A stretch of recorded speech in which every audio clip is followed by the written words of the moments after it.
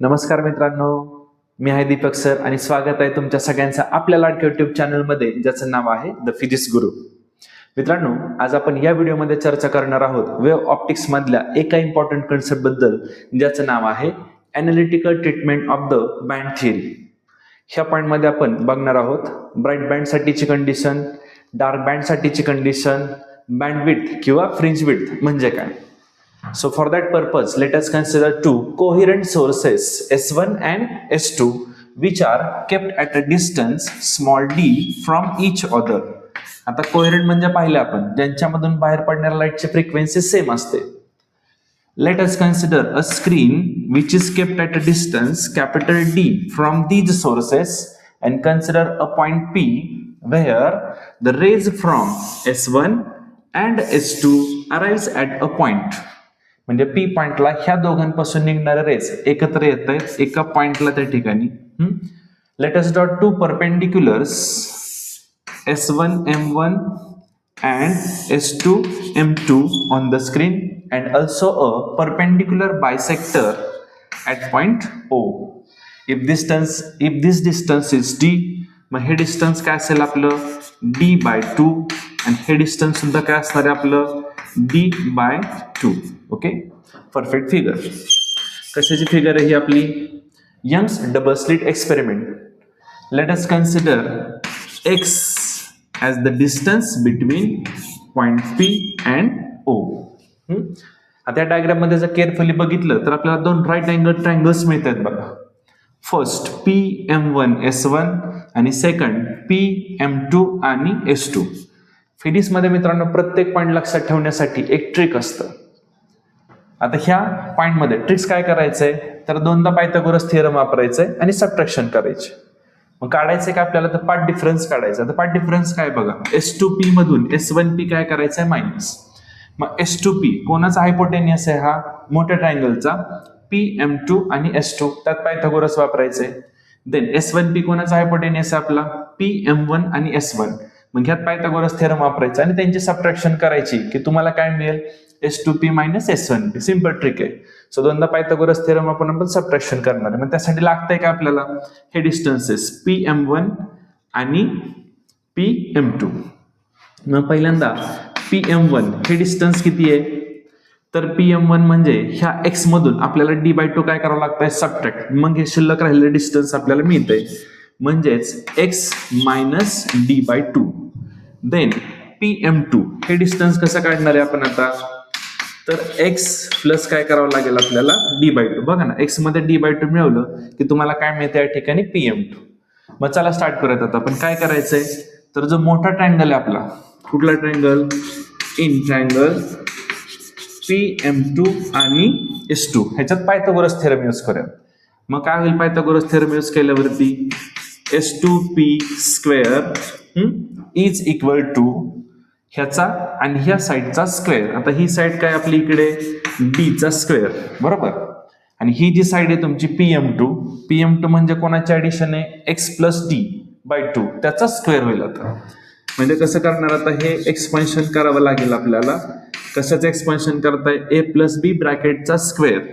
मग हे एक्सपान्शन काय झालं B स्क्वेअर प्लस पहिल्यांदा होईल x चा square plus 2xD/2 plus D square by 4. काय नाही, सिम्पली A प्लस B ब्रॅकेटचा स्क्वेअर एक्सपान्शन आपण केले. आता सिमिलरली हा जो छोटा ट्रायंगल आहे आपला, कुठला ट्रायंगल आहे इन ट्रायंगल PM1 आणि S1 ह्याच्यामध्ये परत पायथागोरस थिअरम यूज करूयात. मग ते काय होईल परत S1P चा स्क्वेअर इज इक्वल टू परत एकदा ही साईड म्हणजे काय तुमची Dच आहे त्याचा स्क्वेअर प्लस PM1 चा स्क्वेअर. PM1 इथं काढून ठेवलं आपण x मायनस D/2 चा स्क्वेअर. परत हे ब्रॅकेट म्हणजे काय A मायनस B ब्रॅकेटचा स्क्वेअर. करा एक्सपान्शन मग तर D square plus x square minus 2xD/2 plus D square by 4. Okay, आता S2P स्क्वेअर मिळाला, S1P स्क्वेअर मिळाला. याला सपोज म्हणूयात इक्वेशन 1 आणि याला सपोज म्हणूयात आपण इक्वेशन नंबर 2. मला S2P मायनस S1P पाहिजे ना. मग इक्वेशन 1 मधून आपण इक्वेशन 2 सबट्रॅक्ट करूया. लिहायचं कसं, subtracting equation 2 from equation 1 we can write. मग लेफ्ट साइडला काय मिळणार आपल्याला, S2p square minus S1p square is equal to, आता RHS काय ह्याची, तर b square plus x square plus हा 2 तर कॅन्सलच होत आहे, xd प्लस b स्क्वेअर बाय 4. आता हे जे मधलं मायनसचं साईन आहे इथलं, तर याच्यामुळे खालचे साईन सगळे चेंज होतील. आता हा जो d आहे इथला, हा काय होईल तुमचा आता मायनस, हा एक्स स्क्वेअर सुद्धा काय होईल तुमचा मायनस, हा मायनस मायनस होईल तुमचा प्लस, अगेन 2 कॅन्सल, काय राहतंय फक्त xd, आणि हा काय होतोय तुमचा मायनस d स्क्वेअर बाय 4. आता दिसतंय plus d square minus d square, x square, आणि हे एकमेकांना कॅन्सल होते, राहतंय काय खाली फक्त xd, आणि ते होते आपलं 2xd. ओके, आता बघा इथं काय दिसतंय, a square minus b square, मग ते कसं लिहू शकतो, a plus b a minus b, त्यातलं a मायनस b लेफ्टला ठेवू आणि a प्लस b इकडे येऊन डिवाइड होईल, म्हणजे इकडं काय राहिलं, S2p मायनस S1p, म्हणजेच हा पार्ट डिफरन्स नाही का मिळाला, तेच टार्गेट होतं ना आपलं, S2p मायनस S1p म्हणजे पार्ट डिफरन्स. आता a प्लस b ला इकडे घ्या खाली, म्हणजे कोण असेल तो S2p plus S1p. Okay, now since this distance x is very small as compared to capital D, these distances S1p and S2p can be assumed to be straight, म्हणजे त्यांना सुद्धा आपण कॅपिटल D असंच म्हणू शकतो. म्हणजे ह्याला पण D म्हणणार, ह्याला पण D म्हणणार, मग D प्लस D काय होईल तिथं 2D, म्हणजे काय झालं हे 2xd upon 2 into capital D. Again D will gets cancel, मग रिमेनिंग टर्म आपली काय शिल्लक राहते, लेफ्ट साइडला S2p मायनस S1p, त्यालाच काय म्हणतोय आपण पाथ डिफरन्स ना, इज इक्वल टू राईट साइडला काय काय राहते आपलं, तर xd अपॉन कॅपिटल D.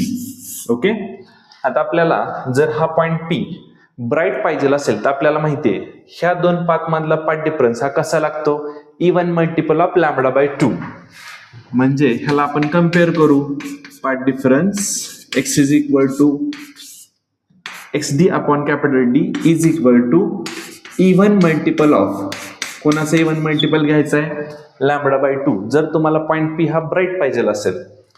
मग आता इथं आपल्याला x पाहिजे, तर शिफ्टिंग करा, हा 2 will gets cancel, n lambda हा d वरती जाईल, आणि खाली हा कोण येणार आहे तुमचा स्मॉल d, म्हणजे x चा फॉर्म्युला काय मिळाला आपल्याला, n lambda d upon capital D. म्हणजे ह्या प्रत्येक पोझिशनला x म्हणजे काय बघा ना, O पासून P चा डिस्टन्स आहे, म्हणजे त्या पॉइंटचा डिस्टन्स आहे जिथं तुमचा काय तयार होणार आहे, ब्राईट पॉइंट.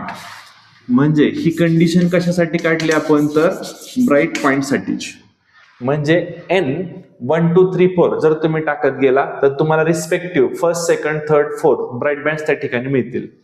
सिमिलरली जर तुम्हाला डार्क बँड्स काढायचे असतील तर तुम्हाला ह्या पाथ डिफरन्सला PD ला म्हणजे XD अपॉन D ला कोणाबरोबर कम्पेअर करावं लागेल, डार्क पॉइंटच्या कंडिशन बरोबर. आता ती कंडिशन काय होती आपली, odd multiple of lambda by 2, म्हणजे कसं करणार 2n-1 इंटू लॅम्बडा बाय 2, करा शिफ्टिंग तिकडे, मग x इज इक्वल टू काय मिळालं आपल्याला या ठिकाणी, तर 2n-1 इंटू लॅम्बडा हा d वरती जाईल आणि हा 2 तसाच आणि हा d खाली येईल.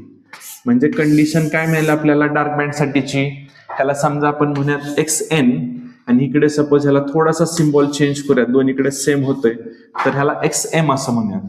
ओके, ही कंडिशन कशासाठीची आता आपली डार्क बँड साठीची कंडिशन आहे. ओके, सो या प्रत्येक n ला तुमचा ब्राईट बँड तयार होणार आणि ह्या प्रत्येक m ला तुमचा काय तयार होणार आहे, डार्क बँड त्या ठिकाणी तयार होणार आहे. मग आता आपल्याला बँड विड्थ काढायचे, बँड विड्थ कसं काढणार तुम्ही, तर बघा समजा इथं तुमचा सेंटरला काय तयार झालाय, समजा हा ब्राईट बँड तयार झाला, ठीक आहे. मग ब्राईट ओके, तर आता आपल्याला काय मिळालंय, ब्राईट बँड साठीची कंडिशन आणि डार्क बँड साठीची कंडिशन. मग आता आपल्याला बँड विड्थ काढायची. बँड विड्थ कशी काढणार आपण, सपोज हा सेंट्रलचा आपला ब्राईट बँड आहे, त्याच्यानंतर काय असणार आहे डार्क, त्याच्यानंतर काय असणार आहे ब्राईट, म्हणजे अल्टरनेट तयार होतात बँड्स, कधीच दोन सारखे बँड शेजारीने तयार होणार आहेत. तर दुसऱ्या साईडला सुद्धा डार्क आणि ब्राईट ह्या पद्धतीने. तर दोन ॲडजसंट ब्राईट बँडच्या मधलं डिस्टन्स त्यांच्या सेंटरमधलं किंवा the distance between the centres of the two adjacent dark bands ह्यांनाच आपण म्हणतोय बँडविड्थ. मग मला समजा दोन ब्राईट बँडच्या मधलं डिस्टन्स काढायचं, तर कसं काढणार? हा समजा तुमचा आहे xnth बँड, मग त्याच्या पुढचा कुठला असणार? xn+1. मग xn+1 मधून जर तुम्ही xn मायनस केलं तर तुम्हाला काय मिळेल? दोन ब्राईट बँडच्या सेंटर्सच्या मधलं डिस्टन्स, त्यालाच आपण बँडविड्थ असं म्हणतोय. म्हणजे डेफिनेशनच बँडविड्थची कशी केली? The distance between the centres of the two adjacent bright bands or the two adjacent dark bands ह्यांनाच आपण म्हणतोय त्या ठिकाणी बँडविड्थ. मग समजा ब्राईट बँडसाठीची एक बँडविड्थ तुम्हाला काढून दाखवते. कशी काढणार? तर xn मायनस काय करावं लागेल? xn+1. ओके. आता xn ची कंडिशन बघा, काय कंडिशन आहे? n λd/d मायनस त्यात काय करायचंय? xn+1. म्हणजे जिथं n दिसतोय ना तिथं फक्त तुम्हाला n+1 करायचंय, बाकीचे कोणतेच कन्सेप्ट बदलत नाहीयेत. आता ह्यातून कॉमन काय काय निघतंय बघा, λd/d हा कॉमन निघणार आहे. आतमध्ये ह्यात काय राहिला? n मायनस ह्यात काय राहिला? n+1. बरोबर. म्हणजे ह्यातून काय कॅन्सल होतंय बघा आता, तर तुमचा n कॅन्सल झाला प्लस आणि हा मायनस, सो खाली फक्त काय राहिलं? λd/d आणि xn मायनस xn+1 ह्यालाच आपण म्हणतोय बँडविड्थ म्हणजे कॅपिटल X. सो बँडविड्थसाठीची जी कंडिशन आहे ती काय मिळाली ब्राईट बँडच्या? λd/d. आता असंच तुम्ही डार्क बँडसाठी सुद्धा सॉल्व्ह करू शकता. डार्क बँडसाठी कसं करणार? हा xm आहे, मग त्याच्या पुढचा बँड काय असणार? xm+1. मग xm+1 मधून जर तुम्ही xm मायनस केला तर अगेन तुम्हाला सेम सिच्युएशन मिळते. म्हणजे ब्राईट बँड असो किंवा डार्क बँड असो, दोघांच्याही बँडविड्थचे एक्सप्रेशन सेम आहेत. सो आपण असं म्हणू शकतो की bright bands and dark bands are equally spaced. Understood? अपेक्षा मित्रांनो हा पॉईंट तुम्हाला समजलेला असेल. असेच आणखी नवीन नवीन व्हिडिओज मिळावे असे वाटत असतील तर आपल्या चॅनलला लाईक, शेअर आणि सबस्क्राईब करायला विसरू नका. थँक्यू.